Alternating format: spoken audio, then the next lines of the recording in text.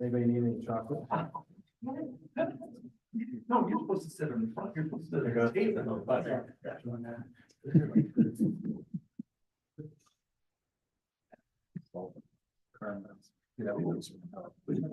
I forgot to eat mine that you gave me earlier. I think it's still sitting on my desk.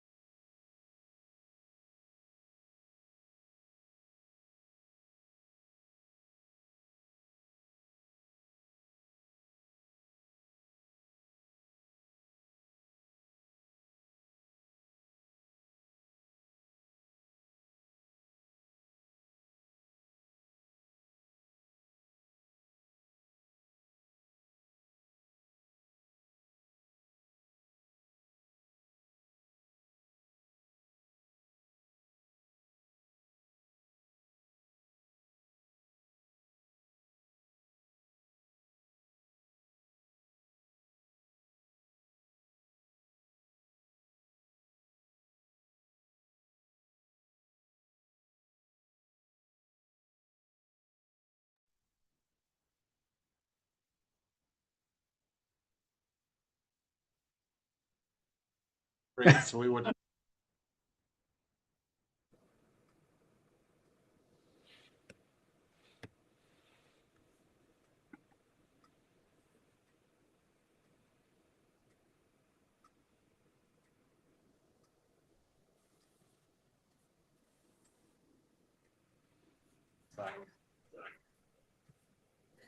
I'm going to open the Tuesday, the Tuesday meeting of the Middleton Plan Commission, December 10th.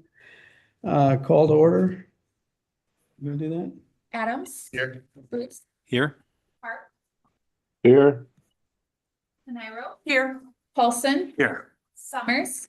Here. And is present. Very good, thank you.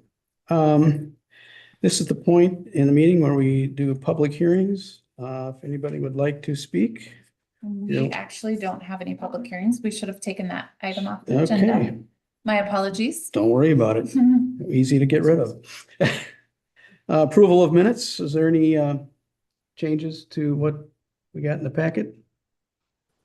No, I'll declare the minutes approved. And that moves us on to agenda item number 1. For this agenda item, I forwarded 3 communications from the public, all in support of this item. Staff's recommendation is that the Common Council establish a pedestrian mall at the east end of Lake Street in the area that was described in the packet.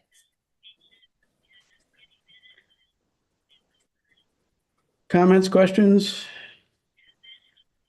The area was described. Can you show it on the map? I'm just unsure how much of this is, All street. it's all street. Well, there's two properties. What's listed here is property one and property two Yeah. that have frontage. So would they be still able to get to their driveway? Yes. There would still be driveway access. I believe that the public park portion begins at the end of the bulb of the cul-de-sac. At the end of the bulb? Yeah. That's the point of beginning. Yes, And goes To the lake. To the to the lake. lake? Oh. Then there's no actual street there now, right? Yes, there is. Streets all the way. It's a boat. Street goes boat right, launch. yeah, okay. Okay. so this is just a formality applying only to the park itself. We're not making the street at all a pedestrian mall. That's correct. Yep. Why are we calling it a pedestrian mall? 'Cause it's a instead of street. Park, It's a street now. because it's technically a right of way. The reason that our, see that feedback?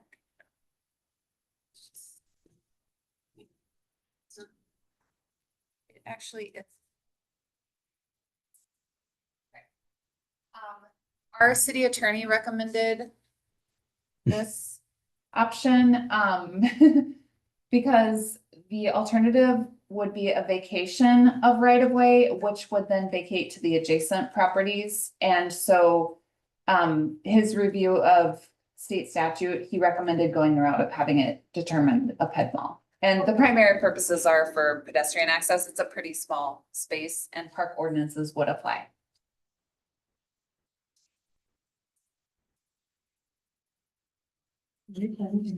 I would move to recommend that the common council establish a pedestrian mall at the east end of Lake Street in the area described in the Lake Street Park legal description. Is there a second? Adams will second that. Any discussion, further discussion? Can we connect Middleton Beach Road to Lake Street while we're at it? It's only 30 feet. Sorry. People easy access. It'd be a complete Not- street. Not if you want to fill the room up. No, I'm aware. Are we going to call it Lake Street Park? Yes. You know, this used to be the Mendota Marina down there. And if you go back, and this was in the 50s, if you go on the Wisconsin historical website, you can see an overview of that. And there's a big, fairly large marina there, which is not there obviously anymore. I thought maybe we could maybe lean towards more like Old Middleton Marina or something like that, but I understand. Abby, what's the name of the artwork? I cannot remember off the top of my head. It does have a name. It's been recommended by the Public Arts Committee, but I cannot recall, is it? It'll probably come to me later through the course of the meeting, but I can't recall off the top of my head. If there's no further discussion, I'll call the question. All in favor? Aye.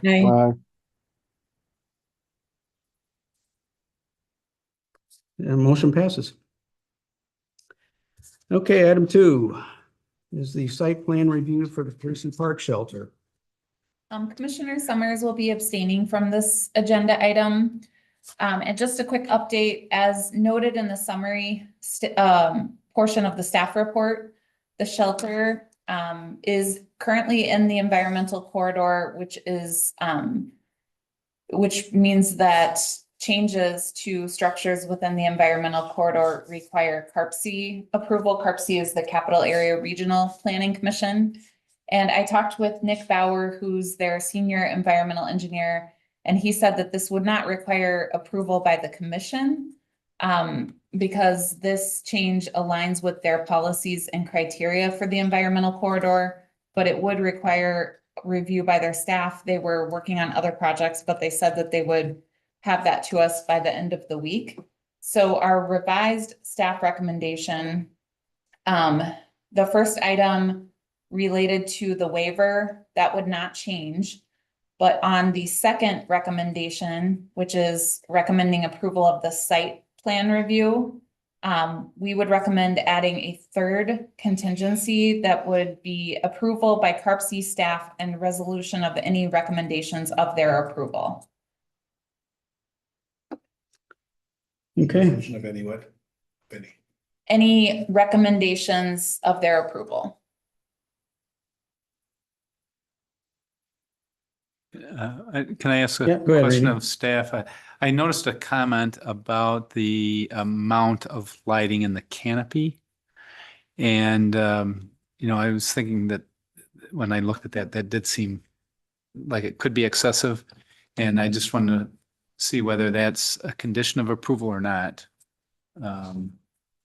I saw that we needed to meet the photometric plan, but I don't know if the photometric plan addresses the issue of light level in general. Kylie, do you have an answer to that? No, Okay. I feel like on the light ordinance, you guys can, I think that was in. Yeah, that's a good point that you're raising. Because when I recommended that we add the photometric plan, I was more thinking about spillover into conservancy lands. I know that the engineering staff flagged that as a concern. Have you looked at that at all, or has your designer looked at that? Yep, so that's something as staff, or I met with city engineers to go through all the comments and all staff, just to review this, and it's something that we will be looking into a little bit further, is the amount of light in that patio area, just to see what's really needed. And we kind of recommended, is there a way to go to more of one bay? We always like to have less maintenance if we have to maintain all of those lights. In the long term, is there something that could be a less lighting base? So we were looking at the middle strip to be left on during the night for security purposes, and then trying to see what we can do to reduce the amount of lights there. But I don't know if you have anything else to add, Nick, but. Oh, you have to Nick, microphone. you have to come up, yeah. So the people online can hear you. Yeah. Like with Sketchworks. Yeah, we can definitely look at reducing the number. Really just the concept there was just to keep it more kind of organic, that they're kind of scattered throughout the canopy space, and just kind of ties into some of the other ideas we have with the shelter and kind of the nature and natural theme of it. There would be 2 light fixtures in between the 3 restrooms. Those would be on at night for security, and then one in the In the patio area. Yeah, we would look at trying to have some, or we would look at definitely having security lighting. This has been a very highly vandalized facility in our parks, probably the highest one I've ever seen. So we would really like to have security lighting and camera system on this, and I think it would help a lot, so. And they would be designed so that the neighbors on the south would not. Well, if you further in the site Would, plan, yeah. it does have down lighting on there. So we wouldn't want that to be shining in the neighbors. We know that comes up in parks if we ever have anything throughout the evening hours and night hours to disturb residents in the neighborhood. And Nick, remind me how, that's a single slope roof, isn't it? Correct. And Yes, which, it's sloping towards or the down? north. To the north. To the north. Yeah, Okay. both roofs are sloping to the north for Okay. the building and the canopy. Okay, yeah, so you bring up a good point that those fixtures are kind of also kind of exposed maybe to the neighbors to the south. So yeah, keep that in mind as we finish up the design. Okay. And one thing I'll add too is the LEDs can tend to be very bright. So the idea was to keep a dimmable control for parks within the building that would be locked. So it'd be there, they could set that level. So the roof is sloping down to the north? Yeah. Is this site at all suitable for solar on the roof? I was gonna ask the same thing.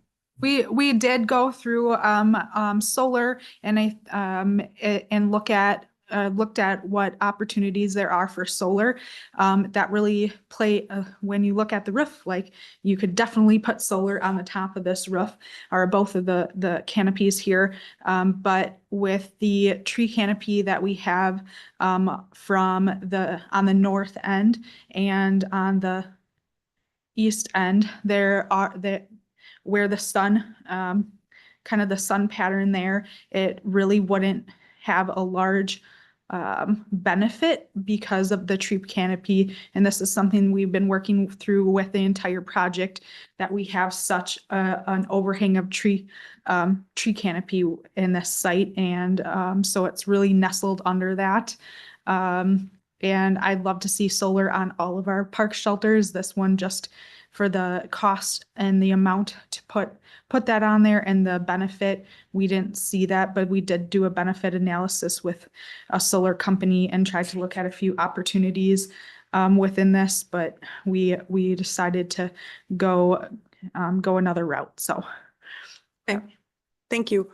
Can I ask how the impervious surface area will change from the current design to this one? Square footage. I don't know the total square footage. We could get you a number for that, but it's comparable to what's there existing. It's almost going directly over where the existing pad and building are. Go ahead. And since you're here, I mean, it's not particularly relevant, but is there a master plan for Parisi Park? Because it seems to be a pretty underprogrammed, underutilized gem. It's 8 acres, so I don't know. Having coached a lot of baseball there, it's just kind of an underutilized. Neighborhood park there. We do not have, we don't do master plans for every single one of our parks that we have established in our system. This project was already underway and started in about 2020. So just we refreshed the contract with Sketchworks to continue out this shelter, and we really focused on this. There's definitely opportunity in every single one of our neighborhood parks to program more. And something that we will be working on is our comprehensive outdoor recreation plan in 2025 to take a look at opportunities throughout the community of, and we can include Parisi Park will be included in that. So. Other questions, Lisa? I have a question on page 16 of the packet. There's a note that says remove pink welcome. This play structure has been designed for children 5 to 12 years old. Sign, is that structure no longer there? No, that structure, there used to be a playground west of the shelter, so in that green space off north or off the path there, and that was removed and the sign wasn't removed. Okay. So it's a part of our parks plan to, if we can relocate it for the playground that's there, if it matches that age group and everything, we're going to relocate it. Otherwise, we will remove it.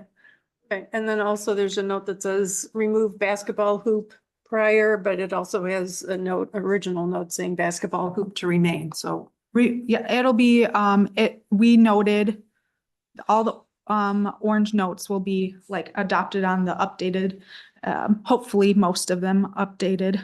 So we will be removing that basketball hoop. It's basically off the parking lot, and we have the new basketball court that was constructed. So that will be out. and then finally, I'm so excited to see all the native plants listed, and I would just encourage you, especially given the location of this park, to use nothing but native plants in the landscaping. Yeah, I think for all of our landscaping, that's our plan, is to use more of that native based if we do any landscaping in our parks. So Kevin's on it. Other questions, comments? Is there, do we need a motion on this? Yes. Do you want to make the motion? Yeah, Adams will make the motion to recommend grant waiver, to recommend a waiver for the standard or the primary entrance shall be on the front facade facing the street Also recommend approval of the site plan review contingent upon the following 2 items, plus I can't remember the language that Mark said. Approval by Yeah, Carpsy the staff. Carpsy approval and resolution of their comments. Is there a second? I'll second. Been moved and seconded. There's no other discussion. I'll call the question. All in favor? Aye. Opposed? Motion carries. Thank you. Item 3. This is the SIP modification, implementation, sorry, for the Middleton Medical Collaborative on Forsythia Street. Yes, and I noted in my staff comments that the Airport Road Architectural Review Committee would need to review the plans. However, I've since learned that that committee was dissolved by the property owners. So that's no longer a requirement. And another update, Dan Cowell, who is principal with Luther Group and representing the applicant, would like to show some images to clarify the building materials being proposed and share some precedent images from the business park. Okay. And these were not in the pack. They were not. Okay. Go ahead. Yeah, good evening, Dan Cowell with Luther Group. As Abby mentioned, I'm the owner's representing the owner for this project. Just wanted to clarify a couple items that came up in the staff review. And those 2 items really are context of the business park, and I'm sure you've all seen it. And then also there was a comment in there about the metal panel and pre-engineered metal panel, which is in my mind, we'll talk more about it. So just 2 things. I'm going to take you through a street view of all of the buildings that are on Forsythia Drive. And just as context, we took the building and did a more of a street view of the building, because the building or the view in your packet is more of a bird's eye view. So just to be apples to apples with what we're seeing at the other buildings, I had Zach from HGA pull the view down. So this is the view of the front of the building as proposed. And so again, the surrounding context, any building that is facing Forsythia, we just went through and grabbed Google Street View from all of those 7 existing buildings that exist there today. And so I just wanted to talk about what the context of the neighborhood is. Item 1, which is west of us, is an all metal panel building. I shouldn't say all, because that dark gray band at the bottom, I think, is painted concrete block. And so, but generally speaking, this is an all metal building, including a pre-engineered building component. The second building is due west of this, our proposed project. That is an all metal buildings. I think that's the gymnastics building that exists there today. The third is the building due east of our site. And that building is primarily either hardy plank siding or might even be vinyl siding. I don't know for sure, with a little strip of masonry. And then at the end of our block on the north side is the Caliber Collision. That building actually is fenced with a fencing along Forsythia, but then behind that fencing is a split face block that's just painted or stained with some ephes accents. Then moving to the south side of the street, this is directly south of our building. It is, I don't know if it's ephes or if it is precast and ephes that face Forsythia, and then pre-engineered metal building behind it, as you can see from this image. The next building down, I believe, is the Rockwell building. It has some split face block and the large metal roof, and then the pre-engineered metal building behind it. And then just on building number 7, directly next to that is a building that has pre-engineered behind it with almost like EFS storefront on the front of it. It's almost like a storefront. I don't know what all the use of the building is, but it almost feels a little storefront-y along Forsythia. So I thought I'd just provide some context because I know we're going to be talking, Abby's comments have some comments in there about the business park. The second thing I just wanted to provide a little more context on is the architectural metal panel that we're proposing. It is not a prefabricated or pre-engineered building type of panel. It's a ribbed panel that we're proposing to use in a horizontal format. You can actually see some of the images below that this product was used on. I don't know exactly what products are there, but you can see they're used on parking structures and multifamily buildings. And then I went to PacClad's website just to pull some imagery off of that I thought was pretty indicative of this panel a little closer up. And the other thing that you can't even tell on these images is these are all three of these images are exposed fastener applications for how the attachment of the metal panel works to the building. And so I wanted to provide some context on the exposed fasteners as well, because I know that's in the report as well. I did, just before coming here, I did drive Deming Way. There are actually, you might not even know this, there are 3 buildings that I saw on Deming Way that actually have exposed fastener metal panels on it. The new net building, the building across the street from the net building, and the building that is due west. So a lot of these exposed fastener products have improved dramatically over the years, and you really can't even tell that they're exposed fastener from the street. I actually couldn't even tell from street view. I had to actually drive it tonight to verify. So just wanted to provide a little context before you get into your discussion. When you get into your discussion, happy to answer more questions if you'd like. Questions? Well, as long as can you go back to the top image? Because when I saw the site plan, I think the site plan is fine. I just was wondering what that half box at the top is. I'm sorry. On the roof, on the roof. That's Oh, that's the roof screen. It's the roof screen. Yes, for the mechanical mechanicals. units. Yes. And so if you look in the I know original, Randy's gonna have a comment because Well, it's pretty obvious. How tall is that screen? I think right now we have it sized at 8 feet tall. anything you can do to not Lego it? It looks like a Lego block just popped on top. I don't know. I don't know what you would do. I don't, and is there a parapet on that structure? Or is the roof just come up over the edge? Because of the size of the rooftop unit, instead of going with a parapet all the way around the building, we elected to go with a taller roof screen in the middle of the building just because of the size of the unit and the size of the parapet that would be needed all the way around the building.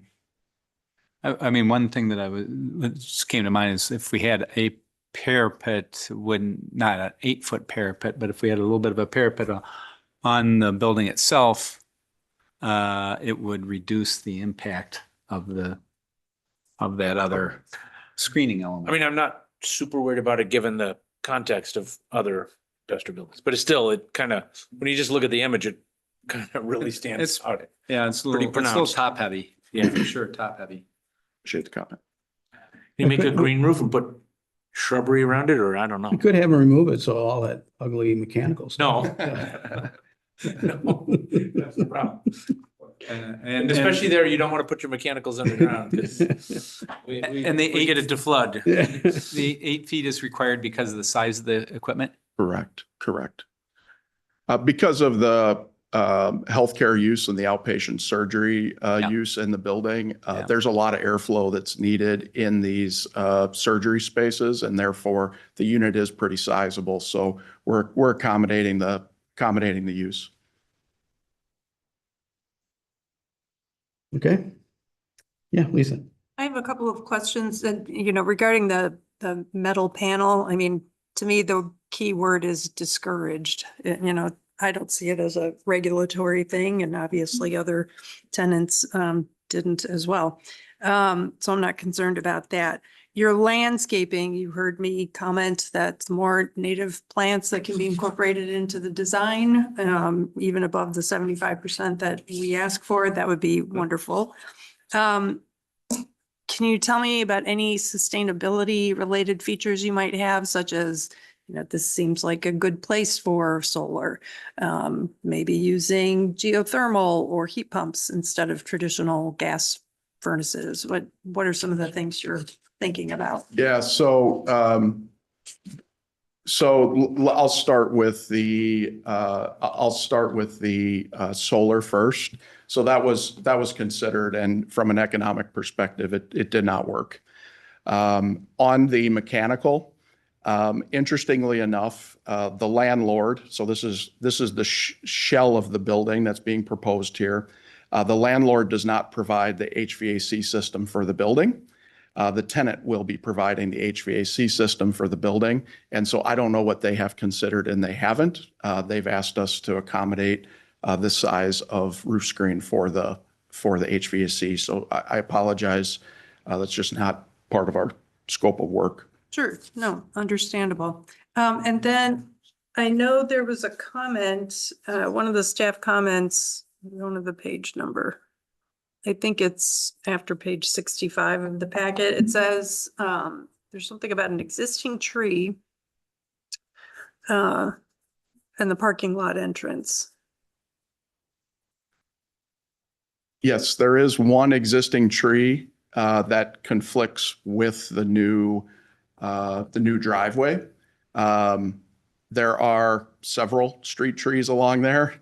And so the driveway was placed based on how the parking lot flows up to the front entrance of the building, and the patient, because of the use, again, we need a patient drop-off area at the front door. There is one tree there that drive does conflict with. So you saw that accurately. You go up to page 65.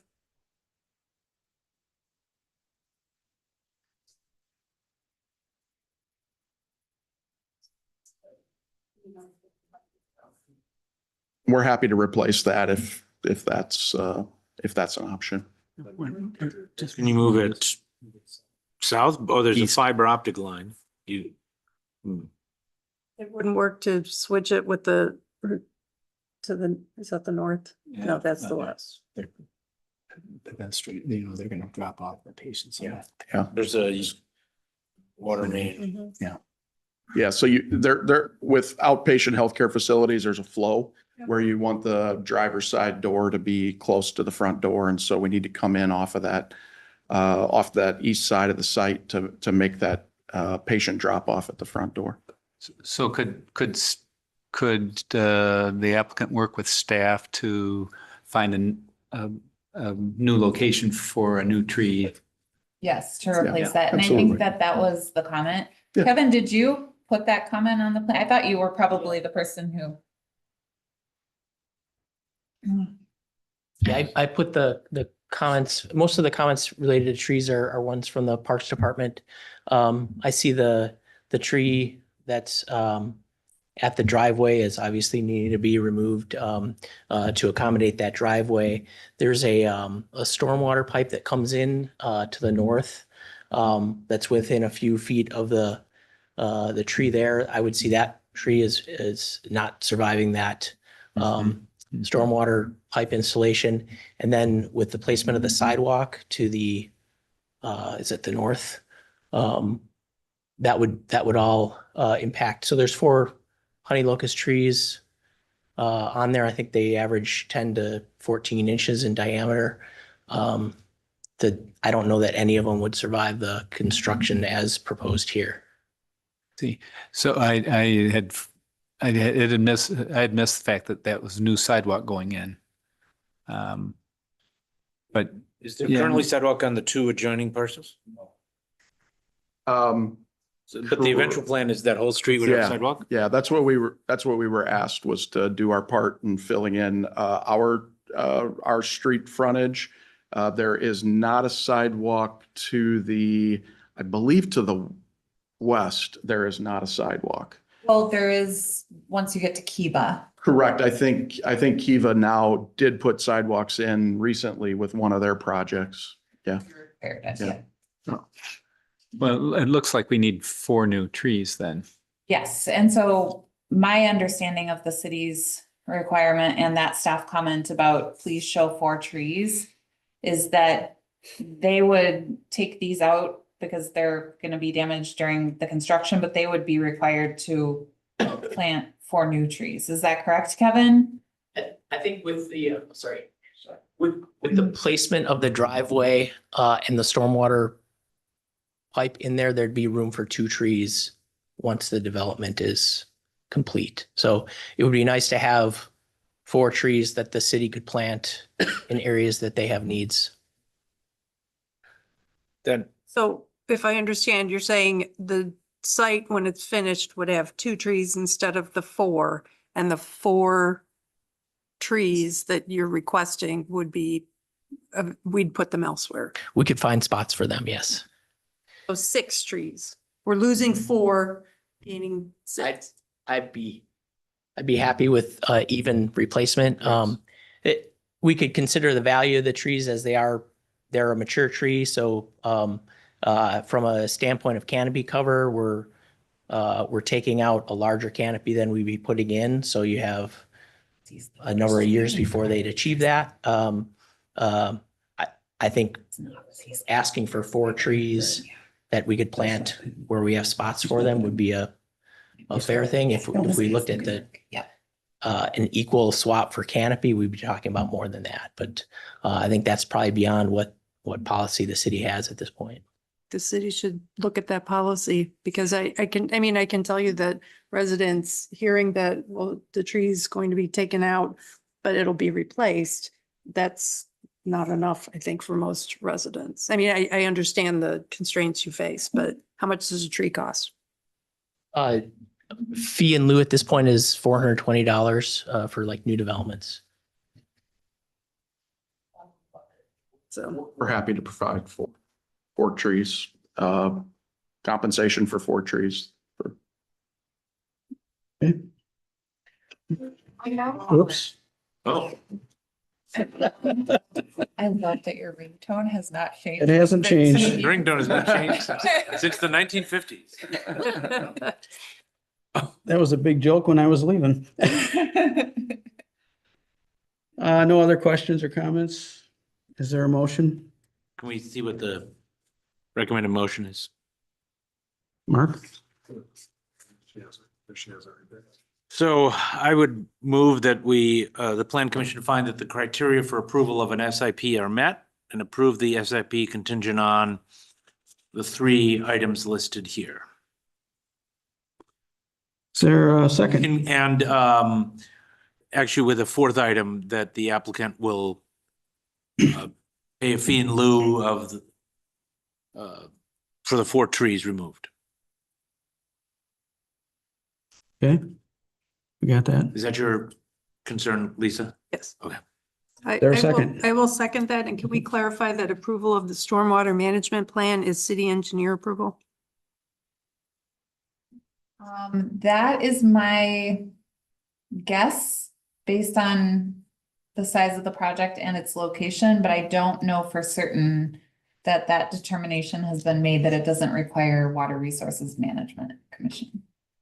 Well, they're advisory to the engineer ultimately, Okay, which was a nuance that was discussed at the last Water Resources meeting. So I think that's fine. and the city engineer is Sean Stowski. I'm just going off of other contingencies or conditions that we have where it says city engineer. How about city engineering approval, or you want to say city engineer approval? I would say, again, I'm just going off of other, right? Sometimes we'll say stormwater engineer. Sometimes it's city engineer. City engineer approval of the stormwater management plan. I think that's what I heard Commissioner Paulson say. Yes. And then the 4th one is the applicant will pay fees. We used to pay a fee in lieu for the removal of the 4 mature trees. For existing mature trees. Or, Existing trees. oh, if they're removal. We don't know how is the- mature they are. They might be not well behaved, but Oh, boy. Here we Only go. one meeting this month, that's good.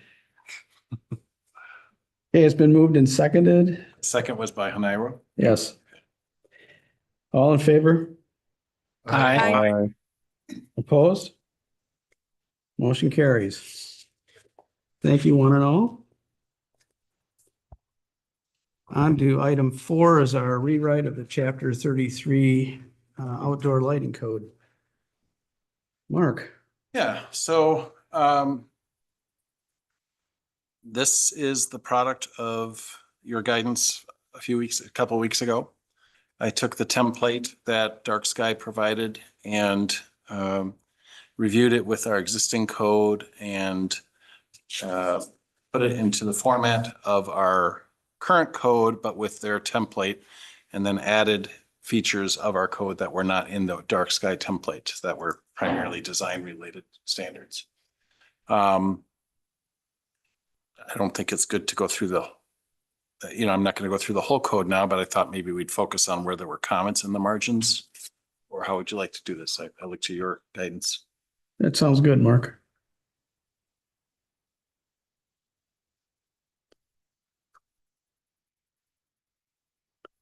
Comments in the margin. Unless there's page numbers you wish to cite.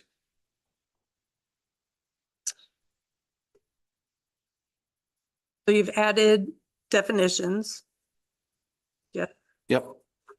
And then on page 77, there's a definition for security lighting. It says lighting for the safety of persona, property and infrastructure. And I don't know if that's. It's supposed to be persons. The S is next to the A on the keyboard and I hit the wrong. thing. Yeah, I just thought maybe it was a. so maybe you were going Latin person. All Greek to me. Jeez. All right, so persons on page 4, okay. On page 6 of the draft, section 33.05 sub 2 says sub A, security lighting is determined by a municipal official with authority. Do we want to specify what that is? Yeah, that is, I actually meant to plug in something there. Presumably, it could be the public works director, the park director, the We'll put police something. chief. Who walks with the biggest stick? Yeah. All former mayors, I think, have authority to approve lighting. You want to specify that or specify a process, because anytime you're creating an authority for someone to tell you yes or no, you just want a process of who decides. Yeah. Could be, And yeah, and I appreciate the comment. There might be a couple others like that. I actually have not reviewed this with our building inspection department yet. So that was going to be part of this review when we finalize this with your guidance, obviously the city attorney has to review it as well. While we're on this page, Mark, can you explain the rationale or the reasoning behind the exemption for the decorative lighting? And that seems unique to our code. It's not part of the model code, right? Yeah, it was something that we had previously, and I don't know that we need to keep it. I just didn't feel like, since it was a policy previously adopted, I didn't really have the inclination to remove it. I don't recall why we had that in ordinance previously. why is this listed here? What's These are exemptions. these are exemptions. Yeah, it was something that I just incorporated. I didn't want to make changes to policies without flagging them. So, yeah. I just thought the idea of decorative lighting, well, as an architect, I love using it. As someone that's trying to reduce energy consumption. It doesn't seem like it's a necessity, not really. And I would just like it to fall under the guidelines of the code in general, the lighting code in general, rather than call out as exempt. I think it could be overused. And actually, if I remember correctly, and I just realized I didn't bring. There is an exemption at the beginning, or there's a standard about 1,000, it's up higher, I think, or is it lower? No, it's lower, I'm sorry. About 1,000 lumens. Let me see how it relates to that. Keep going to 3307. Here it is. So there's a standard pertaining to, there it is in number C. Luminaires emitting more than 1,000 lumens shall be fully shielded. So the decorative lighting was only 500 lumens, so obviously doesn't approach this this regulation. So the exemption pertains to just obviously it just pertains to how the code applies to a fixture of that brightness. So if you deleted the automatic exemption for decorative lighting, what's the process by which some approval authority, us or like staff administratively, could approve decorative lighting on a case-by-case basis if it's really needed? I've always been concerned by that term decorative lighting because it's the same way that we say, oh, you can't have a sign. And then people say it's not a sign, it's a decoration or it's an architectural feature, right? You just find a different way to call it something. This is headed to the Arts Committee, it sounds like. Yeah, you don't want us having to review every lighting plan. The old code defined decorative lighting as lighting used primarily to enhance the building's architectural appearance through the illumination of the building. It was very general. We can obviously think of a few buildings in our downtown that have decorative lighting. I think of one developer in particular who. I'm not trying to pick on any developer. I can think of other buildings too that aren't by that developer. I guess one of my thoughts was, the beauty of this, adopting this model code is it's a model code. And I would just tend to use the model code unless we really have to make an exception to it. And that's why I wanted to find out kind of, is it really necessary? Do we need this decorative? Not sure. What it would do, but it seems like just instinct tells me not to. Well, why don't we take it out and see if Take it out. anybody notices? Yeah, Yeah. right. If we get a lot of complaints, then you can add it back in. Yeah, right. Okay with you, Mark? All right. View of that. Jeez. It's like flipping a switch, Can I ask about seasonal lighting? Begins November 15th. Some of us think Christmas lights should go up November 1st. With a full soundtrack of Mariah Carey. I was gonna but say, just that's- because you tune in the radio on that day doesn't mean the lights have to go up. Well, and also what Let's be festive. we Let's go don't, we November don't 1st. define seasonal lighting as Christmas or holiday, winter holiday lights. What about, a lot of people put up lights for Halloween now. Oh, I I know. like that's such a growing number of houses that are putting lights up for Halloween too. I would back it up to maybe October 1, and then why continue it through March? The reason I suggested extending it is because We're winter into here March. is very dark and gloomy. And I know Valentine's Day, there's might be some people decorating. So I just was thinking to help us get through winter with some festive cheer. But are we really talking about that if I put up my Christmas lights October 22nd, that the light police are gonna come and tell me I'm in violation of the Well, ordinance? this whole, It's all complaint It's all based complaint. enforcement. And this whole, frankly, the provision of seasonal lighting made me kind of uncomfortable anyway, because who's to say what we celebrate, you know, what's important, a meaningful celebration for any July one person. 4th, Easter. Yeah. And so I simply Yes. put it in here because this was, actually, I think what I did is I took the dates were from the dark sky template, but I think some of that language, wait, I can't remember if that language was all from the template or if I took some of Middleton's language and put it in all together there. I can't remember that. But is your interpretation that if we don't have this exemption for seasonal lighting, that people putting up Christmas lights or holiday lights would be in violation of the ordinance? Oh, Because it's decorative lighting, it's not white, it's flashing and. I thought I thought residential uses were, as long as the lamps were of a certain Right. lumens were exempt, just throughout. I feel like that's accurate. Yeah, okay. Yes.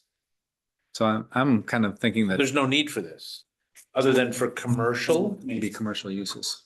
But even commercial, you know, as soon as the calendar strikes November 1st, they're decorating.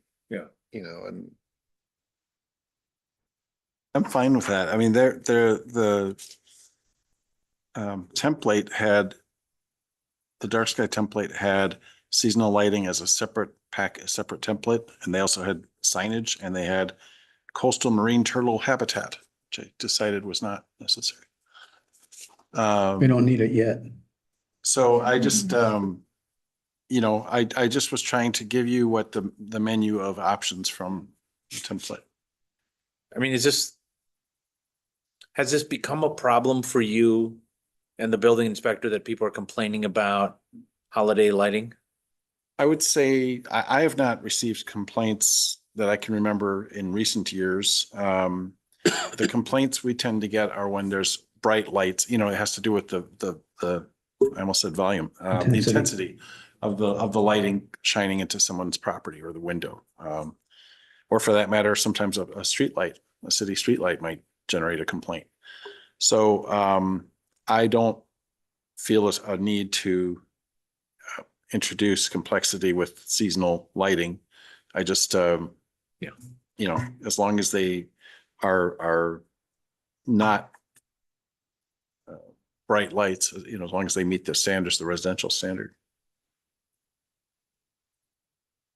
And I'm sharing what is in our current code, which is, I could only find holiday lighting when I searched up Must be seasonal. their standard. Yeah.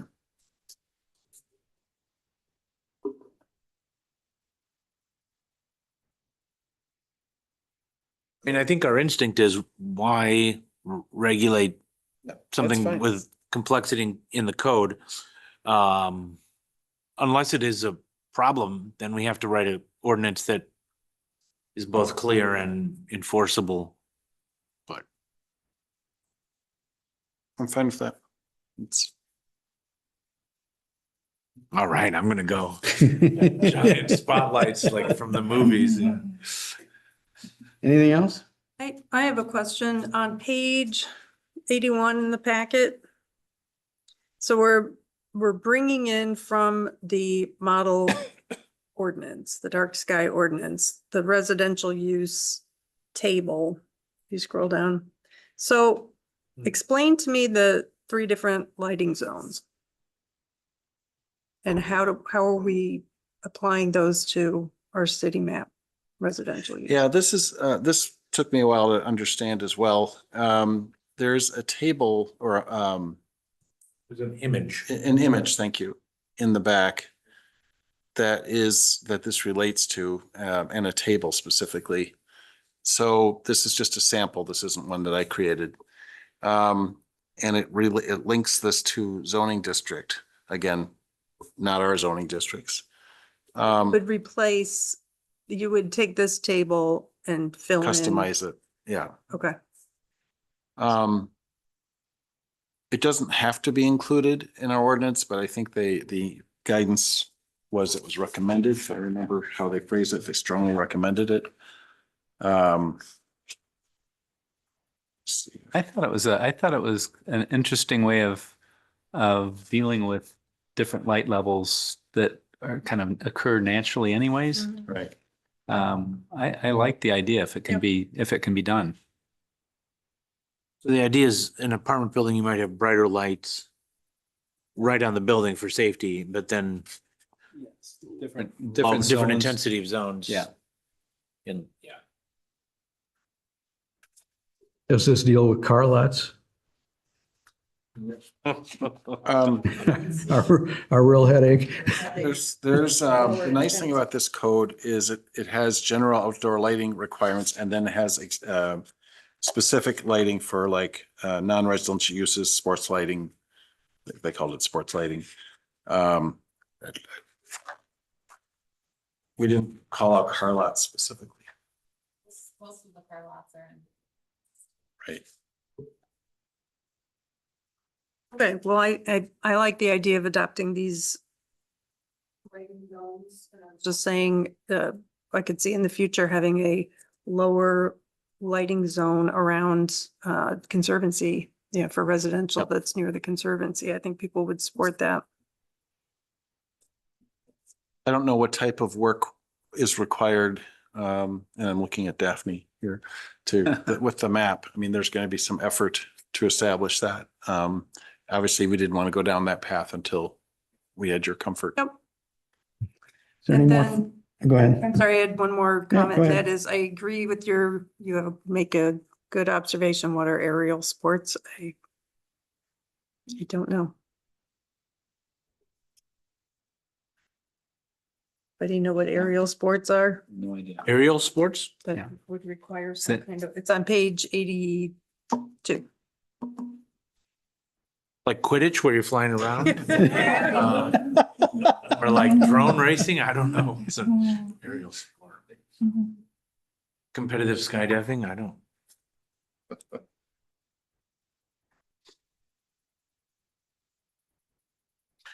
And Abby, you were referring to PDDs as well. So this is a separate section of the ordinance. So when we approve a PDD or we're regulating an existing PDD, they still have to comply with the lighting ordinance, right? Unless there was an approval in the PDD that overrode Yes. the That's how I lighting would- ordinance. Okay. If it- So it's getting tricky, because we have to look at each PDD and whether they specified their own sign requirements, their own lighting requirements, their own building standard requirements. And if they did, then their PUD document is the zoning document. But if they didn't, and they refer back to general city standards, then we would enforce. But Because a lot of the sports lighting, like at the high school and stuff, that's in a PD. No, High school zoned institutional. sorry, Rick, go ahead. Yeah, I was gonna say, but existing lighting is grandfathered in, right? So they can maintain the current lighting and keep maintaining that unless they change the use or make some significant site plan change, I would imagine. Have you been to the football stadium with the new lights? I don't need to go to the games. I can hear them from my house. Well, they fixed the lights. It's a better product. It's an LED, but it is it's quite bright. But again, like at the football stadium, it's supposed to be shut off at 10 o'clock anyway, right? Because the noise permit cuts out at 10 p.m.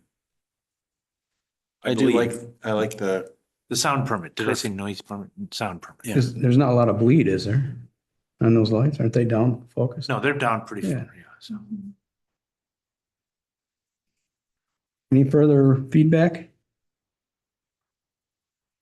can you just remind me, I know I read it, but the main administrative process is that you as the zoning officer basically grant or deny permits. So when we say site plan approval with a photogrammetric plan, you just review all those? between us, we review those for compliance as part of the site plan review.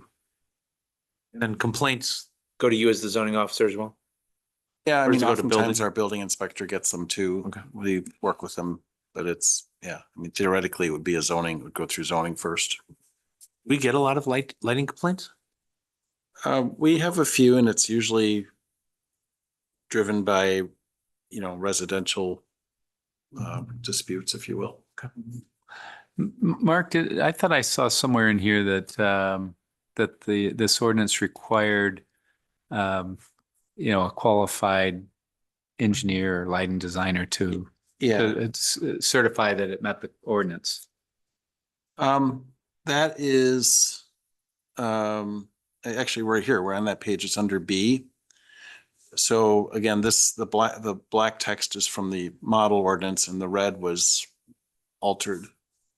Some of which was based on our current ordinance. So in B, the calculation method, which is more typical, like what you saw with the site plan tonight with the medical building.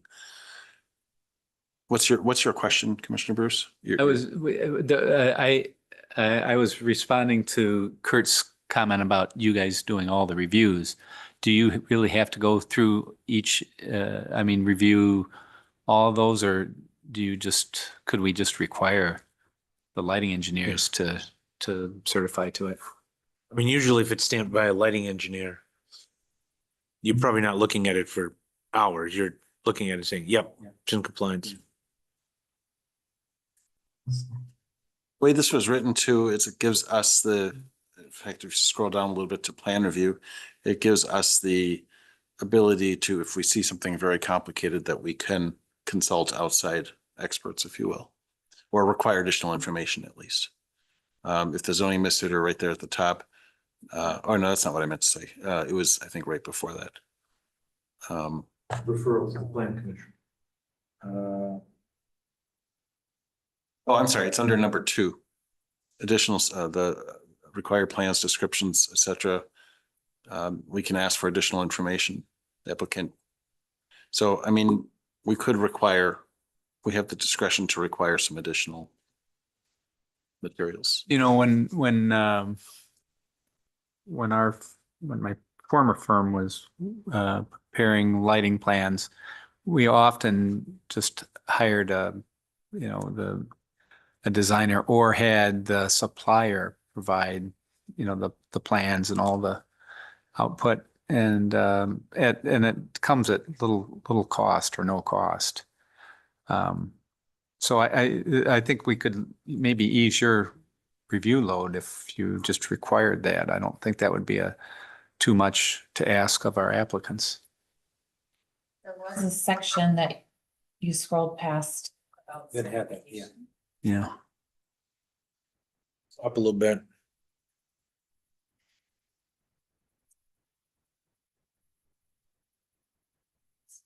It's down, yeah, it's further down. There it is, number 5. Where he sees 200,000. Oh, that's the one I was looking for before. Thanks, Abby. I thought it was in there.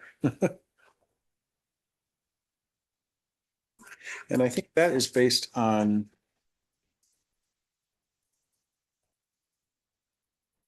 Yeah, that was based on our current code. Oh, I liked that idea, keeping it in there. I don't have a feel for, honestly, don't have a feel for how big of a project is 200,000 lamp lumens. It's 200.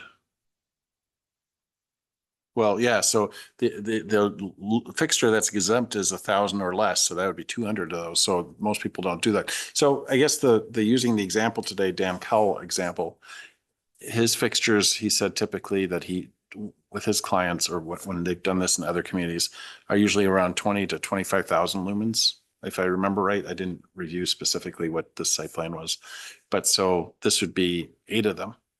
A site that has 8 of those fixtures would then, but that's a pretty big parking lot at that point. It is, yeah. And so I would think maybe we reduce that number down so that we can get some more, just take more load off of you guys. Mhm. I don't think that's too much to ask. And I guess we'll find out if it becomes an issue. What number are you thinking? Yeah, Like that's fine. 100,000? Yeah. Say 100,000. 50,000? I don't even know. I wouldn't go that low. that's, bright idea. Mark, Brilliant. last time there was a contradiction between two sections. Is that no longer, is that a moot point now that we're I, swapping out? I'm trying to remember what the contradiction was. I'm sorry. I've looked at this for so many hours that I have the sections. It was 33051F. oh, I know what you're talking about. Yeah, that's gone. Okay. That problem's gone. That was the problem that Daphne had brought to our attention. Any other feedback? So your Great. plan is then, to come for us to us for a public hearing or Yeah, I was. council and then, My thought is we will schedule the public hearing on the zoning ordinance changes and the lighting ordinance at the same meeting that go hand in hand. After our city attorney has signed off on the ordinances, if you will. And the Middleton Medical Collaborative, their proposal, their SIP depends on this or assumes this revision to the lighting code will pass. Abby, I don't remember how you wrote that, but that because it's a PUD, we had that flexibility to Okay, not follow that standard. okay. That's how what I had explained to them, but I don't think that. Although our motion does require submittal of a photometric plan that meets the standards of the revised chapter 33. Oh, okay. Sorry, I didn't review that. I think that was the language that you recommended, so that's why I put it there. Oh, actually, that makes sense. In other words, it doesn't meet the standard of our current chapter, but the new, yeah. Great. Yeah, no, that's correct. right. Do you need a motion? They were No, actually there's the no- ones that was Just a the feedback. That was the project that triggered this whole review. Yeah. Dan actually did us a Medical nice favor project. to point this out. So to get to the point of having a public hearing, don't we have to have the lighting zones identified? Yeah, we'll have to work on that. Is that something you want the plan commission to review before we go to a public hearing? If there's policy issues that arise with that, I guess we could bring those to you. Do you have an opinion? I mean, what's your preference? I mean, I don't mind. I don't know how long it's going to take us to do that. I just think that needs to be done before we have a public hearing. I understand. Yeah. Yeah. So I could see it at the public hearing stage, not before. I think we've endorsed the concept of lighting zones.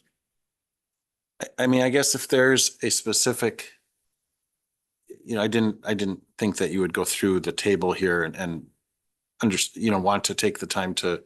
Right. The concept of this is clear, but to have to understand the nuance of districts that don't exist in our city, I didn't think anybody would probably go down that road. I didn't.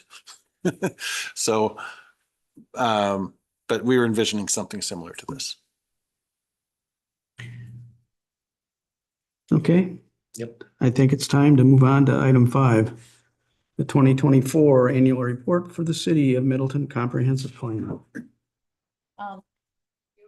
We noted in the staff comments that one additional department was reviewing the report and may have changes, but it was Parks and Rec. They completed their review and they did not have any changes. So the annual report that was included in the packet is ready for your review and feedback to staff before we place it on the common council agenda. And this report is coming to you only about 10 months after the 2023 report, because there was a delay in that one because the comp plan was being amended. I like the process. I like having this process and it keeps everybody accountable. It's very beneficial for our staff too, just to kind of go through and make sure that we all understand where we are on different projects, especially with sustainability being in our department. Just making sure that we're all familiar with projects. And other departments too. I think this is great. I love that you're reporting on this. I think the first 2006 comprehensive plan had a requirement for annual reports, and I'm not sure that happened. So nothing I hate more than when you have a report, it says you're gonna report every year. So I like this. I have some comments. On page 87, it's the support development, redevelopment, and infill of a wide range of housing types. I think it's land use 2B. Zoning ordinance rewrite complete, reviews are ongoing. I don't know how to incorporate this. But for this one, and also focus growth in centers and corridors. I feel like the plan commission and the planning staff have followed through on this. I don't feel like council has 100%. You know, I'm thinking of a particular development where a unanimous recommendation from the plan commission and from the staff was voted down, even though it was consistent with our comprehensive plan. So I just want to acknowledge that. And it also perhaps should be acknowledged that most of the, well, they shouldn't say most, but certainly the single family home development that's taking place now is not at all preserving farmland. It is actually going up on farmland. And I think to tie those two together is important, that, you know, decisions we make to not follow through on what we've agreed are important goals in our comprehensive plan, that leads us to further not follow through on some of these goals.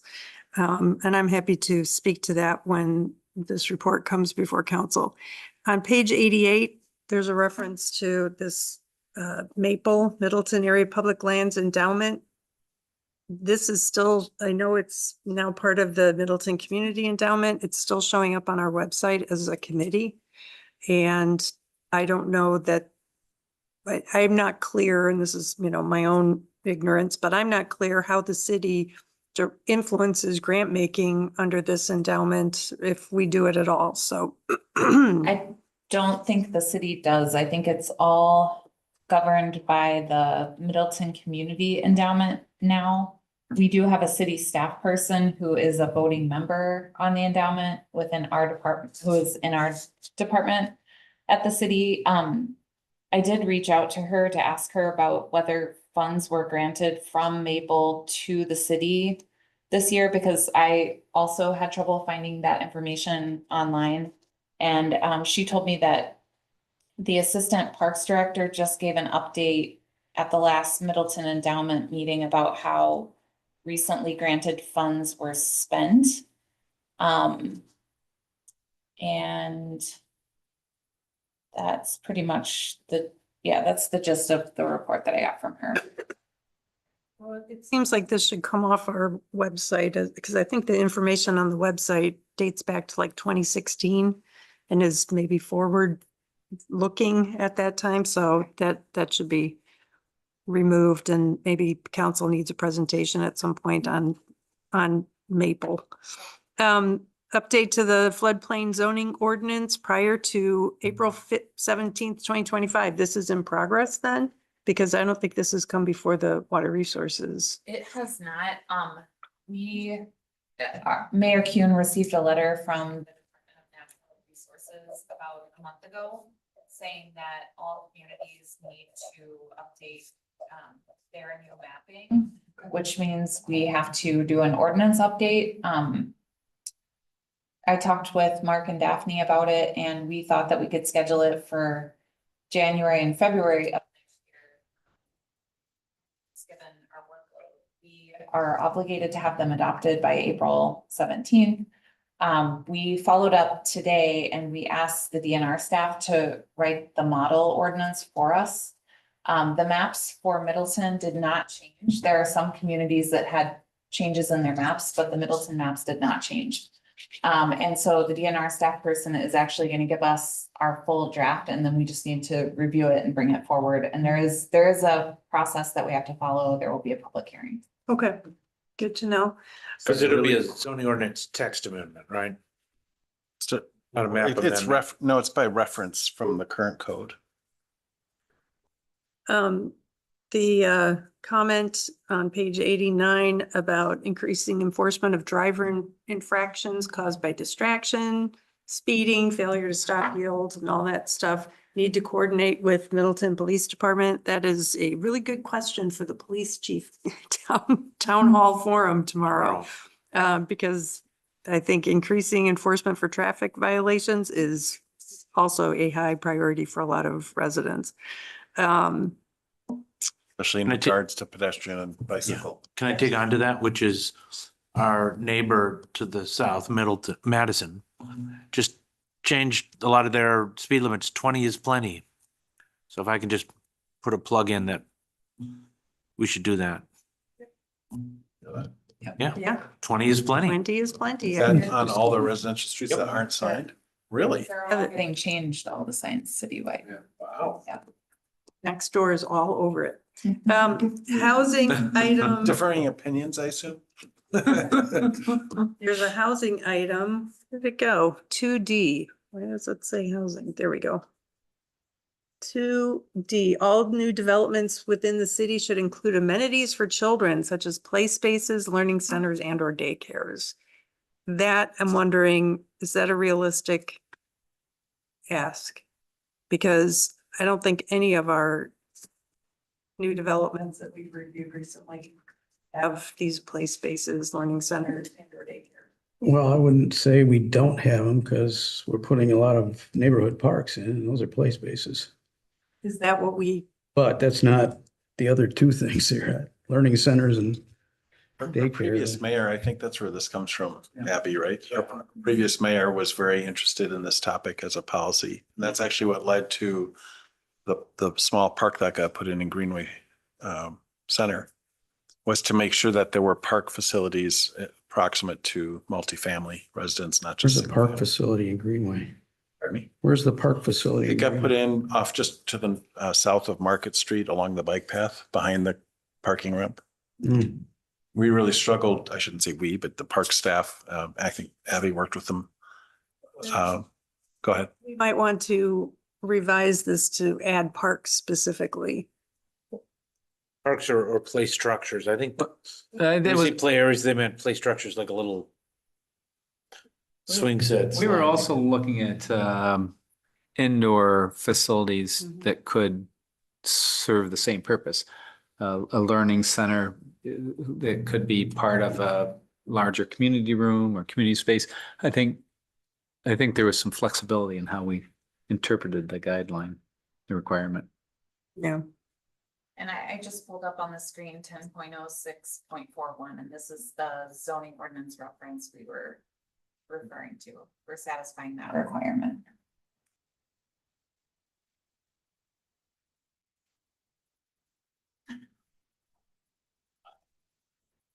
So this could include the children's play area, Yes. but it doesn't have to. It's inside gathering space and outdoor recreation such as sitting, sunbathing, grilling, and playing catch. Right. So it doesn't, so it's not really consistent with housing 2D because it says should include amenities for children instead of amenities for recreation. Well, I just flagged that as one. Yeah, the children can do.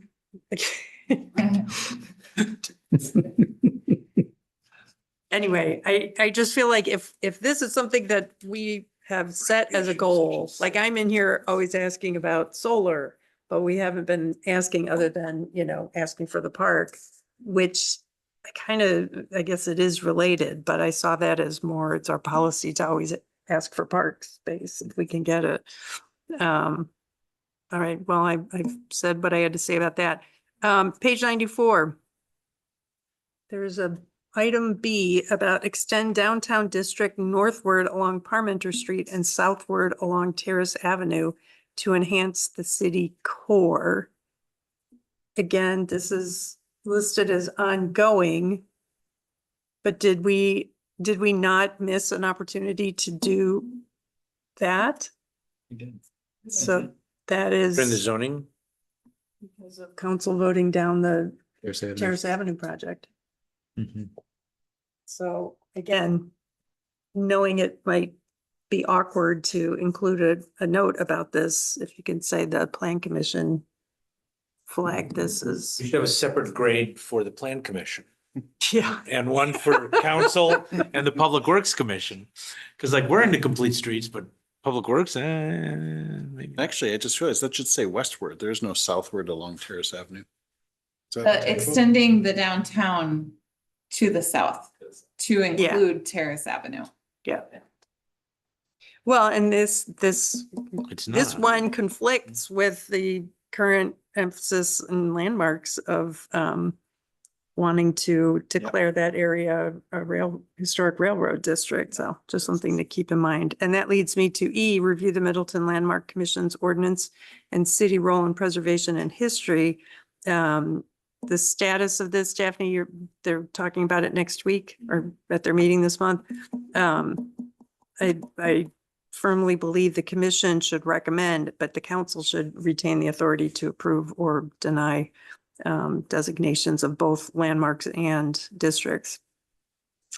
Especially since if designation of a district has any zoning-like implications, it's an illegal delegation of council's authority to the Right. commission. So that's one change I will definitely be looking Yeah. for in the ordinance when it comes council's way. Our ordinance is probably currently illegal, but.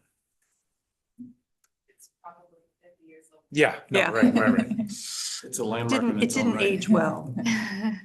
Page 95, reference to 1% for the arts. I love that, as you know, and I forwarded to you a possible idea for art project that came out of Public Works and Ped Bike and Transit last night. I think that would be good. Page 97. Can you describe the partnership with Clean Lakes Alliance and regional planning for the Resilient Landscapes Initiative? I would have to defer to Kelly Hilliard Okay. for that. I know she is on a committee or board with Clean Lakes. I believe each community has a representative, but I don't know in detail. So I can get that information and share it with the commission. Okay, that would be good. Thank you. I know there's a composting pilot that's coming up in 2025. That's super exciting. I've had constituents ask me, constituents who have moved here from other places that have composting, and they're shocked that we don't have it. So that's good. Page 101 about access to meetings. I forget, is that page 101? 1B. Got Yes. it. Yeah. Maintain enhanced public access to common council and committee meetings. I love that our meetings are streamed online and recorded. I do think we need better camera coverage, like zooming in on the person speaking, because if you look right now, unless you know this body well, you have no idea that it's me speaking. So I don't know if we need better equipment or just new practices, but that, I would like that flagged. Some of us have a face for radio though, so that's. It doesn't matter. We want people to be aware of who's speaking. I mean, I watch meetings and I recognize voices, and even I have a hard time figuring out who's talking. So that's something we need to work on. And then finally, page 103, item C, promote solar installations on additional municipal buildings or land and encourage private sector to do likewise. There's just a minor typo. Sector 2. Okay. Sector. And that's it. Otherwise, I think it's very good. I'm happy to see so much work going on. Just a couple of few comments from me. Just the you note in here this that we want to update some of the corridor plans or other neighborhood plans. And I know that you guys are just totally swamped. So I don't know what if there's even timelines that are set for them. You did Priorities. put in the capital budget for, not for 2025, but 2026, an update to the Allen Boulevard corridor plan and also expanding that to parts of Century Avenue. I don't believe we've established a timeline for updating the Parmenter corridor plan. I could be wrong about that. I don't think we have yet. We, because of the, Quarter plan last, 2008, 2009. I was probably 09. And I think what prompted putting this into the comprehensive plan is that I had expressed concern about keeping the older plans on the books, because what would happen is when there was a proposal, people were referring to the older plans and they were no longer reflective of city policy. And so I was hoping that we could come up with a way to decommission the older plans, but instead the commission had asked that we update them. We have several big projects right now, and the community campus plan being one of them, that we really are on a timeline that we need to get that project completed in the spring. So I don't think that we will have staff capacity to update the corridor plan, even if we had a budget, because it's still going to require a project manager assigned until 2026.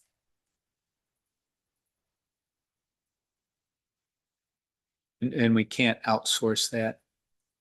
We can outsource the consultant piece, and we will. That's why The project management, you can't outsource. Oh, the project management, I mean, it's gonna take a city staff Yeah. person, like there's gonna be research that we are the only ones that would have the information. There probably will be a public engagement component that we would want our staff involved with. So I think it'd be hard to do it. You mentioned the campus community plan. And in here, I noted that in the comp plan review, they talked about, there's a comment about Hubbard being a possible shared street. Is the community campus plan incorporating that shared street idea? They are discussing that. Yeah, the consultants that we're working with at SEH and EUA have talked about it. They had previously presented 3 proposals, but there wasn't enough differentiation between the 3 proposals.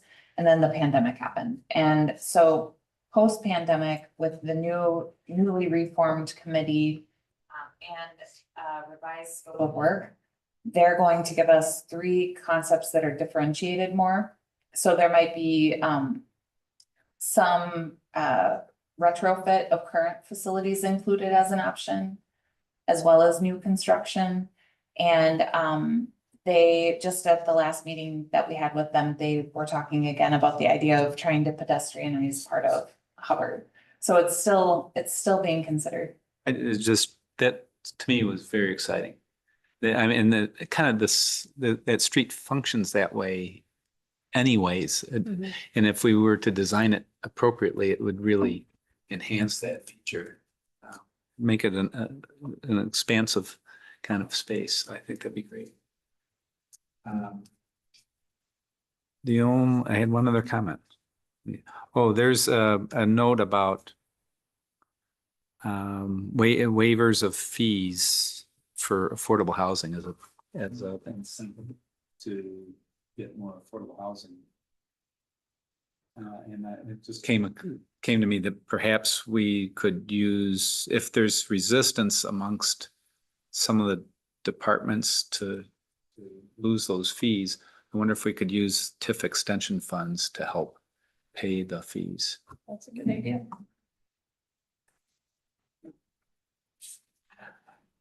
I don't think you can use, there's a in-state TIF law, you can't use TIF to pay for things that you normally specially assess. I don't know if it also says impact fees, so see, it's complex, but will that be taken up when it says council will review the Baker Tilly study in 2025 to update the impact fee ordinance? Will that be, do you anticipate that would be something written into our ordinance that says there's an automatic exemption or a process for applying for exemptions? So for park impact fees, the city in the past has not waived those or provided a reduced fee. We did have a waiver for public safety impact fees, but those are typically quite a bit lower than park impact fees. We met with Baker Tilly this morning along with our city attorney to start that process because Baker Tilly had brought forward, they had done a full impact fee needs assessment for parks. And they made a presentation to council, and due to a lot of changes in staffing within that department, it was never acted on. But we are re-engaging with Baker Tilly now because we need to complete that impact fee study before the subdivision ordinance is adopted, because we'd like to have that policy decision made by the council so that we know what to include in the subdivision ordinance. And we think that the impact fee discussion will take longer actually than the subdivision discussion. You know, depending on how the direction of the council. And I think that in the previous recommendation, there was a reduced fee for affordable housing, if I'm remembering correctly, but it was not anywhere near a full waiver of fees. So it might be something that the workforce, I can't remember if the workforce housing committee looked at it last time. I think that it was actually referred from parks to workforce housing, but I can't recall what was decided. Yeah, that was probably like 2 or 3 years ago. At this point, yeah, it was a while back. I don't remember it either, but I do recall probably on workforce housing discussing the idea that we don't want it to appear that we're saying you don't need to have a park near affordable housing. It was, you know, we want to be very clear that that wasn't the intention. So. And the way that our fees operate, just because of the size of our city, our entire city is the district. So it's not like a larger city where when you collect fees on one property, it has to be spent within a smaller area. It can be spent citywide. So maybe that's something we just want to talk with Kylie about, is making sure that as we get the updated impact fee assessment, that we make sure that it gets.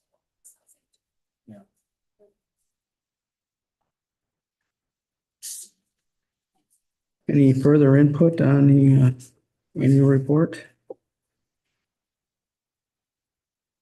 If not, I will declare the meeting over. We're adjourned. 29. Hey, Chris.